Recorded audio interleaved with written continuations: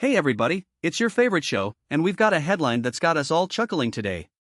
Joe Biden just announced that he's written a brand new memoir, titled Promise Me, America, coming out on November 17th.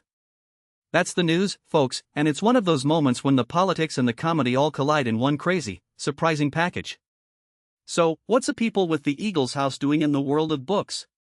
According to a recent article from the New York Times, the former president is going to share a lot of the memories from his time in office. That's what the memoir promises, whatever it takes to get into the minds of a president who's been in the public eye a lifetime. The first thing that came to mind was this a joke?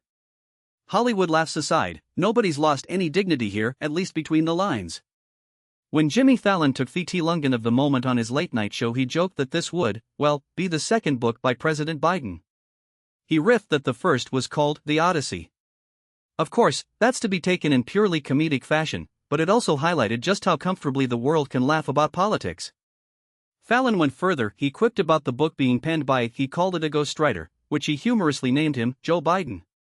Then, with a flourish, he said that the memoir is 3 pages long, and it's a strange book because, he said, towards the end, it starts being written by Kamala Harris. You can only get this kind of absurdity in the late-night arena. And that's our primer on it all, but the article, while there's since April 2000, went into some detail about how the show's hosts competition.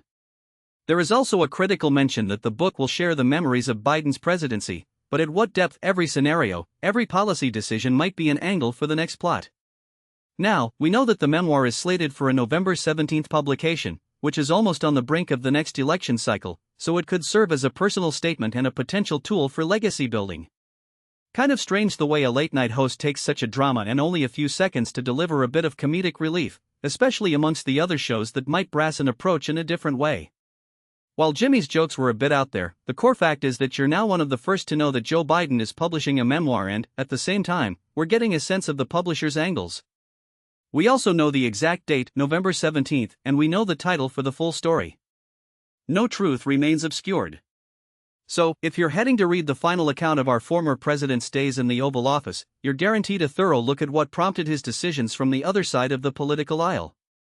Whether you agree or not with his interpretations or with how their decisions, there will be interests at all ends. That's the bottom line. And that's our late-night quick wrap. Thanks for tuning in. Catch us next week for more great show content and some lighthearted commentary right after the news gives you all the best guidance. Until then, keep laughing, keep reading, and as always, think critically.